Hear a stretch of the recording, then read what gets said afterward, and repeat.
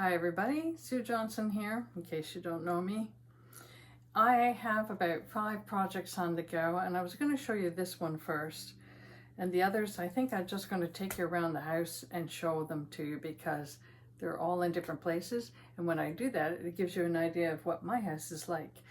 I have an art room, and that's where I'm sitting right now, and I do all kinds of stuff in here, including making some soaps. making soaps, and lots of other stuff. But okay, so sometimes I actually do come in here and knit.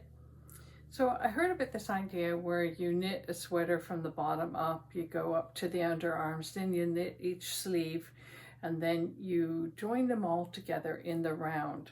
And that for me was a new technique or idea. So I had this leftover wool, well, sort of leftover. I had this wool in my stash, let's put it that way, and I have no idea where I bought it. Although I do know I bought this one at Hobby Lobby. This might have been local, not sure. The point is, I made a sweater for my grandson.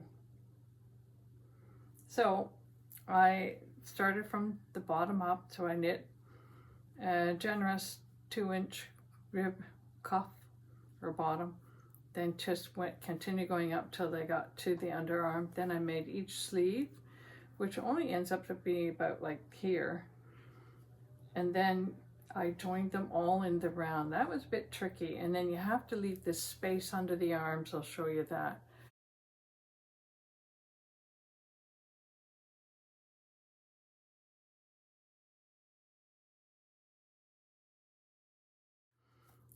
Where you've got a gap and you connect all your stitches so they are connecting over the top, but you leave this little gap here on the body and the sleeve.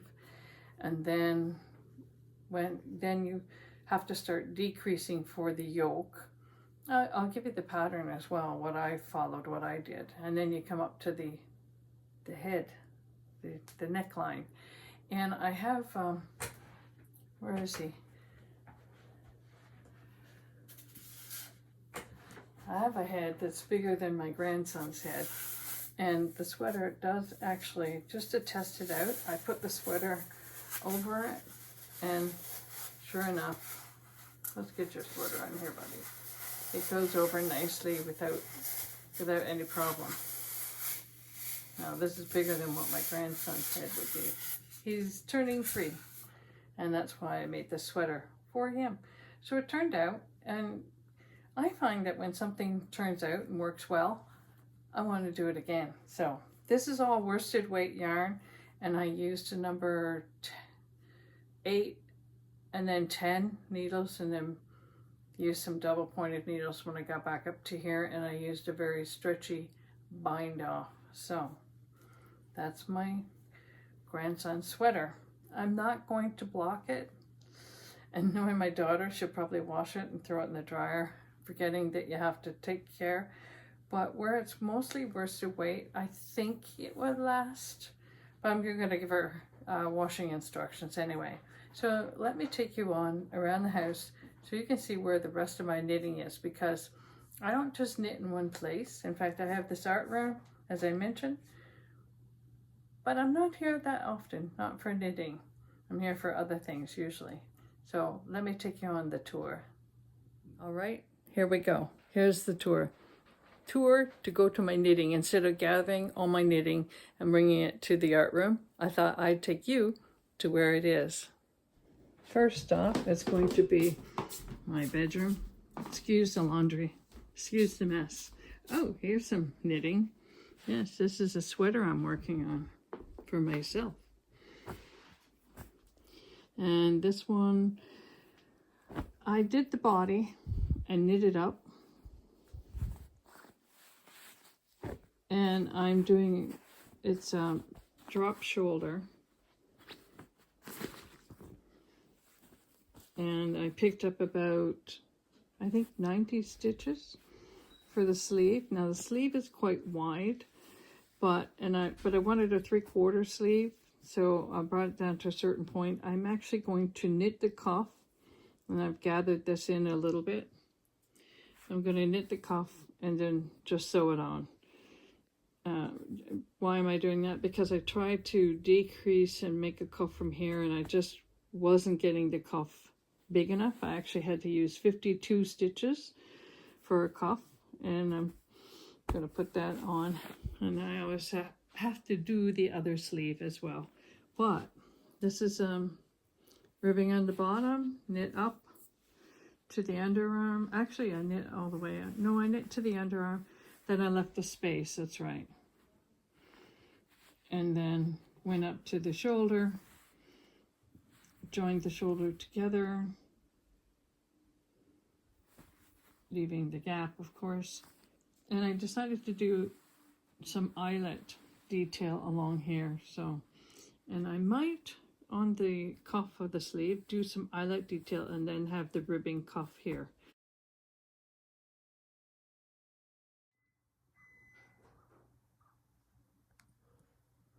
So that's what I'm going to do with that. So that's, I don't know, I've got about 5 things in to go, so that'd be 1. My grandson's top is 2. What else have we got here? Ah, yes, another top that I'm working on. Now, this one is just 2 straight rectangles that I'm knitting up.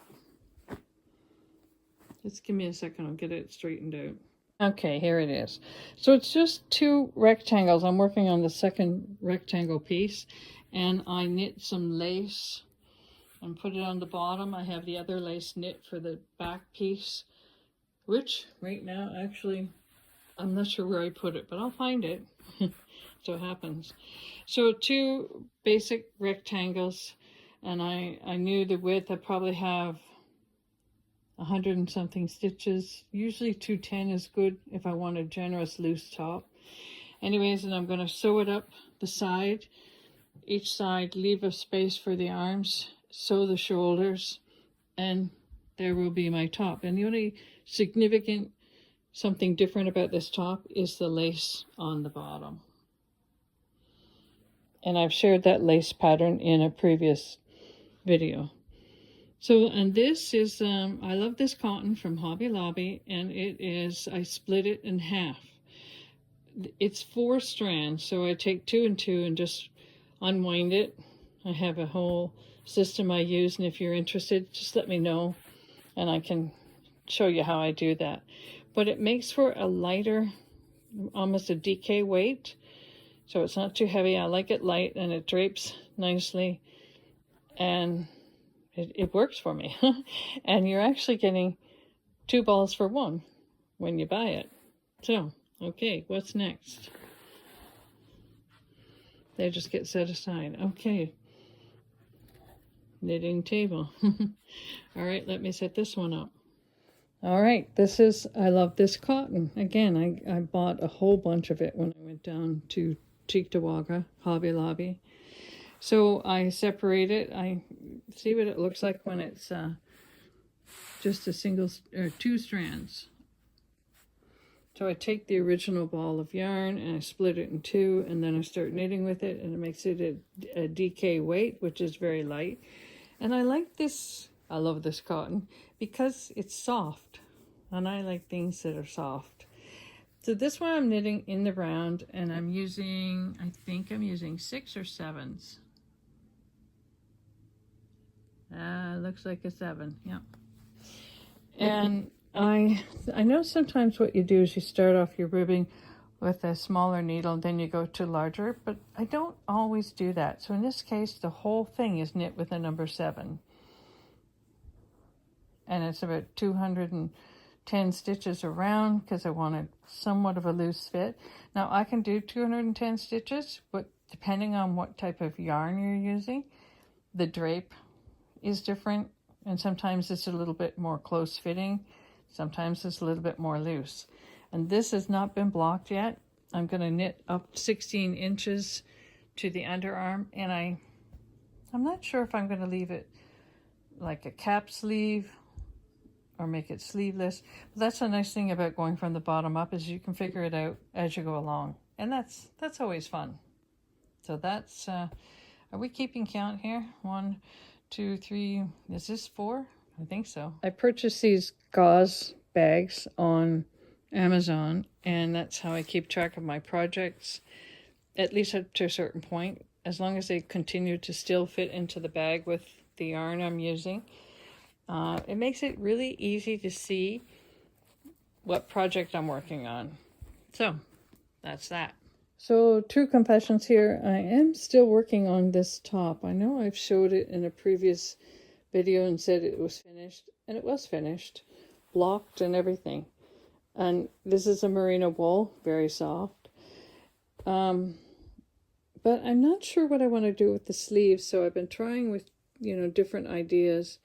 Whether I think this is a crochet edging right now. And then I might pick up the stitches on knitting needles and make a sleeve. I might knit a sleeve and then attach it. I'm just not sure. Or I might leave it like this because it does have that drop shoulder look to it when I'm wearing it. So, but I definitely had to finish the edging, whatever I do. Up here is an I-cord edging. And I could do that here, and you know what? I might just decide to do a white I-cord edging and call it a day, because I do want to get this finished and wear it. Okay, here we go. Excuse any mess you see. As an artist creating things, you're not really that concerned about how your house is looking, only when company comes. This is where I tend to have a lot of knitting stuff in the living room area, watching a ball game maybe, sitting, relaxing, trying to hide it all with a pillow. So this is a multicolored cardigan I'm working on, and it's been fun because I can just pick whatever yarn color I want as I go along. So every few rows I say, I'm going to switch it up again.